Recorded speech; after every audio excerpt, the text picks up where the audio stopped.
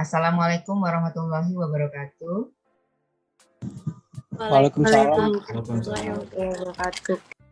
Pada hari ini kita memasuki materi macam-macam bentuk dan tipe organisasi, di mana organisasi tersebut dibagi menjadi 3, yaitu yang pertama adalah organisasi niaga, di mana organisasi ini mempunyai tujuan utamanya mencari keuntungan, sedangkan organisasi niaga dibagi lagi menjadi beberapa bagian. Yang pertama adalah perseroan terbatas atau PT. Perseroan terbatas yaitu suatu persekutuan ya untuk menjalankan usaha yang memiliki modal terdiri dari saham-saham yang pemiliknya memiliki bagian sebanyak saham yang dimilikinya. Perubahan kepemilikan perusahaan dapat dilakukan tanpa perlu membubarkan perusahaan.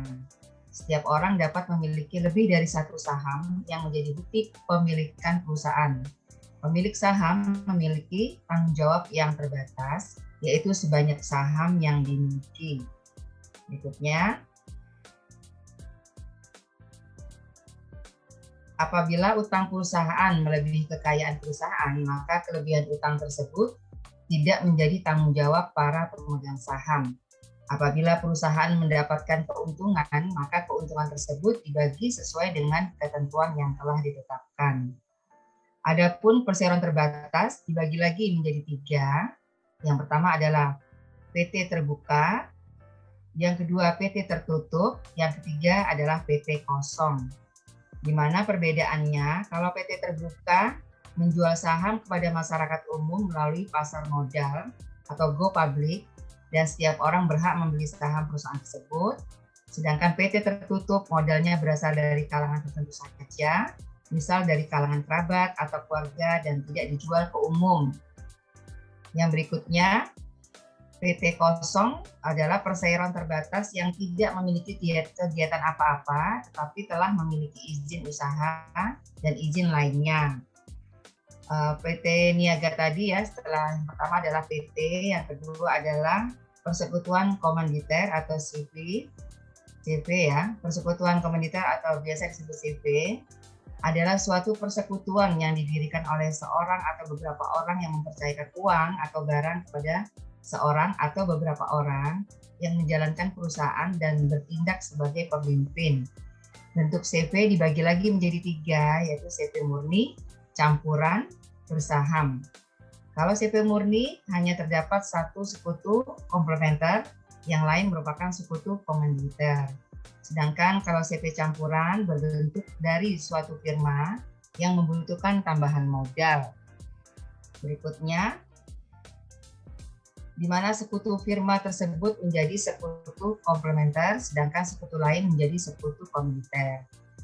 Yang berikutnya, CV bersaham adalah CV yang mengeluarkan saham yang tidak dapat diperjualbelikan. Sekutu komplementer maupun komanditer mengambil satu saham atau lebih. Yang berikutnya adalah firma. Firma dari bahasa Belanda ya, secara harfiah perserikatan dagang antara beberapa perusahaan atau sering juga disebut FA ya. Adalah sebuah FA ya, adalah sebuah bentuk persekutuan untuk menjalankan usaha antara 2 orang atau lebih dengan memakai nama bersama. Pemilik firma terdiri dari beberapa orang yang bersekutu dan masing-masing anggota persekutuan menyerahkan kekayaan pribadi sesuai yang tercantum dalam akta pendirian perusahaan. Maksud dan tujuan perusahaan ini dapat bersifat umum atau spesialis. Namun umumnya badan usaha ini didirikan dengan maksud dan tujuan melaksanakan kegiatan usaha di bidang jasa. Berikutnya, joint ventura, joint ventura atau perusahaan patungan ya, sebuah kesatuan yang dibentuk antara 2 pihak atau lebih untuk menjalankan kegiatan ekonomi bersama. Perusahaan ini umumnya untuk suatu proyek khusus saja dan bisa berupa badan hukum. Kemitraan atau struktur resmi lainnya bergantung pada jumlah pertimbangan seperti pertanggungjawaban pajak dan kerugian. Berikutnya, koperasi adalah suatu jenis badan usaha yang beranggotakan orang-orang atau badan hukum yang melandaskan kegiatannya berdasarkan prinsip gerakan ekonomi rakyat yang berasaskan kekeluargaan ya. Tujuan koperasi adalah mensejahterakan anggotanya menurut Undang-Undang Dasar 1945 Pasal 33 Ayat 1. Adapun jenis-jenis koperasi, yang pertama koperasi simpan pinjam, koperasi yang bergerak di bidang simpanan dan pinjaman, koperasi konsumen, koperasi yang beranggotakan para konsumen dengan menjalankan kegiatan jual beli barang konsumen, koperasi produsen, yaitu koperasi yang beranggotakan para pengusaha UKM dengan menjalankan kegiatan pengadaan bahan baku dan penolong untuk anggotanya. Berikutnya koperasi pemasaran, yaitu koperasi yang menjalankan kegiatan penjualan produk atau jasa koperasi anggotanya. Berikutnya koperasi jasa, ya, koperasi yang bergerak di bidang usaha jasa lainnya. Trust adalah gabungan atau kerjasama dari beberapa perusahaan. Kontel adalah persekutuan berbagai perusahaan yang sejenis yang memiliki perjanjian tertentu. Holding company, perusahaan yang sahamnya patungan yang biasanya mengawasi satu atau lebih perusahaan. Kepemilikan sahamnya bisa sebagian atau keseluruhan. Yang kedua adalah yang pertama tadi organisasi niaga, sedangkan yang kedua adalah organisasi sosial, ya. Macam-macam organisasi tadi kan dibagi 3, ya. Yang pertama organisasi niaga, yang kedua kita memasuki organisasi sosial. Organisasi sosial adalah perkumpulan sosial yang dibentuk oleh masyarakat, baik yang berbadan hukum maupun yang tidak berbadan hukum, yang berfungsi sebagai sarana partisipasi masyarakat dalam pembangunan bangsa dan negara. Sebagai makhluk yang selalu hidup bersama-sama, manusia membentuk organisasi sosial untuk mencapai tujuan-tujuan tertentu yang tidak dapat mereka capai sendiri. Jalur pembentukan organisasi kemasyarakatan diantaranya jalur keagamaan, jalur profesi, jalur kepemudaan, jalur kemahasiswaan, jalur kepartaian, dan kekaryaan. Berikutnya ada yang ketiga, ya, pembagian organisasi tadi. Pertama niaga, kedua sosial, yang ketiga adalah organisasi regional dan internasional. Yang pertama, arti dari organisasi regional, organisasi yang luas wilayahnya meliputi beberapa negara tertentu saja, sedangkan yang internasional adalah suatu bentuk organisasi dari gabungan beberapa negara atau bentuk unit fungsi yang memiliki tujuan bersama, mencapai persetujuan yang juga merupakan isi dari perjanjian atau charter. Contoh organisasi internasional itu seperti PBB, NATO, ASEAN. Berikutnya. Oke, nah jadi pada hari ini saya memberikan materi mengenai macam-macam organisasi, ya, macam-macam dan bentuk dari organisasi. Dari sini, ya, dari yang saya sampaikan tadi, bisa saya ringkas lagi, ya, bisa agar kalian paham. Mungkin kalau Bu Zakia tadi menyampaikan dari awal sampai akhir, mungkin kalau tidak dibaca pelan-pelan, mungkin kurang memahami urutan-urutannya. Di sini saya ringkas lagi, yaitu yang perlu kalian ingat, ya, supaya kalau ditanya itu bisa cukup mengingat apa yang Bu Zakia ringkas ini, ya.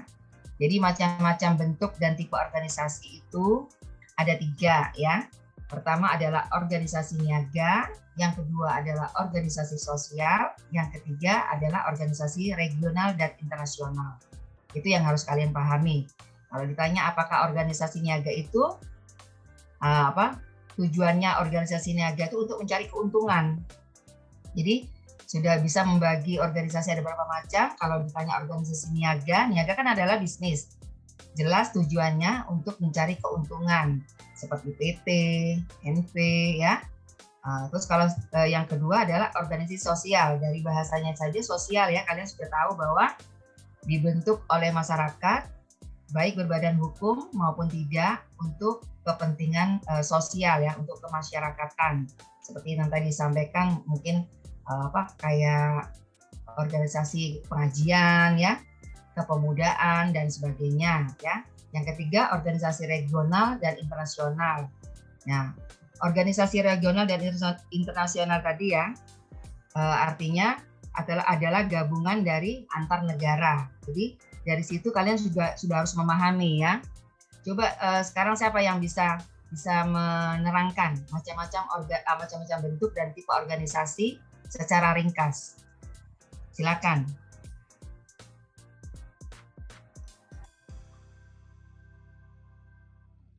Tidak usah panjang-panjang, langsung aja macam-macam dan bentuk dari tipe organisasi.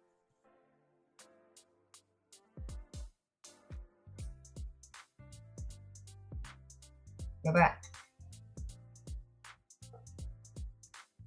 Ada yang bisa?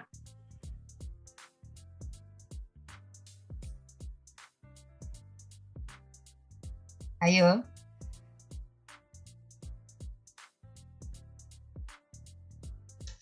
Ini saya daftar namanya lagi kemana ini? Coba sebutkan macam-macam bentuk dan tipe organisasi. Langsung aja, cepat gitu ya. 3 gitu.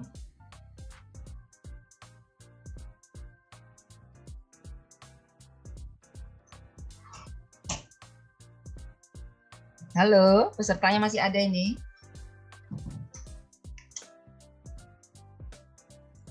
Sebutkan aja, Bu. Ya, sebutkan aja. Jadi gitu, kalau orang nanya ya macam-macam bentuk dan tipe organisasi, itu paling simpel kan orang bertanya soal organisasi. Kalau kemarin kita sudah belajar macam-macam artinya, tujuan, fungsinya, sekarang macam-macamnya apa sih organisasi itu? Nah, kalian harus bisa langsung menjawab tuh. Saya, Bu. Ya, siapa? Arci. Oh, Arci, gimana? Arci. Organisasi dibagi menjadi 3. Ya. Yang pertama organisasi niaga, di mana organisasi niaga itu mempunyai perseroan terbatas atau PT. Yang kedua persekutuan kominditer CV. Yang ketiga firma. Yang keempat joint ventura. Yang kelima koperasi. Terus macam-macam organisasi yang kedua adalah organisasi sosial. Dan yang organisasi yang ketiga adalah organisasi regional dan internasional. Oke. Nah, jadi ya apa yang disampaikan Arsi sudah betul. Tapi seandainya orang bertanya nih ya, sekarang apa sih organisasi? Apa sih tujuannya? Apa sih fungsinya? Itu paling dasar ya. Setelah itu orang nanya macam-macam organisasi itu apa aja sih? Nah, langsung aja jawabnya organisasi niaga atau bisnis, organisasi sosial, dan organisasi regional dan internasional. Udah cukup itu aja ya. Nanti kalau orang bertanya lagi organisasi niaga atau bisnis itu apa ya? Udah kalau melihat kalimatnya adalah organisasi bisnis, tentunya tujuannya adalah untuk mencari keuntungan. Seperti apa nih? Seperti PT, NP gitu ya. Nah, tapi kalau sosial jelas itu adalah organisasi yang didirikan oleh masyarakat untuk kemasyarakatan. Udah gitu aja. Kalau organisasi regional adalah meliputi hubungan negara ya, negara.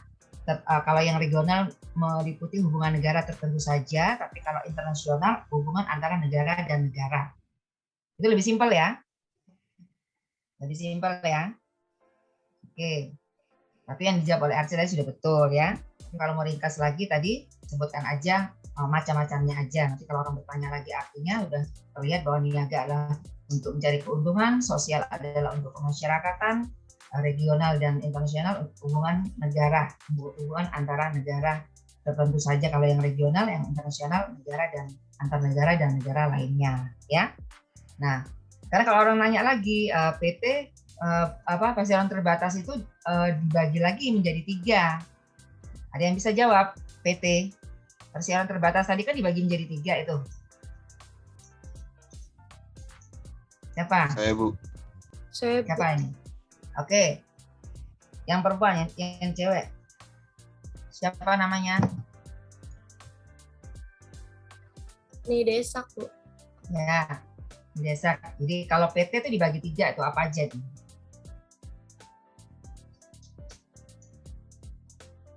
Ada PT terbuka, ya, tertutup, sama PT kosong. Oke, ya. Jadi dari itu aja hari ini kita mendapat tambahan. Berarti kalau kita selama ini mendengar perseroan terbatas, PT ini, PT itu, PT ini, sekarang kita sudah tahu artinya, kita sudah tahu terbagi lagi menjadi 3 ternyata PT itu ya. Ada PT terbuka, PT tertutup, dan kosong. PT terbuka itu apa tuh? Artinya dia menjual saham secara secara umum. Kalau tertutup modalnya biasanya dari kalangan ini aja ya, kalangan keluarga aja.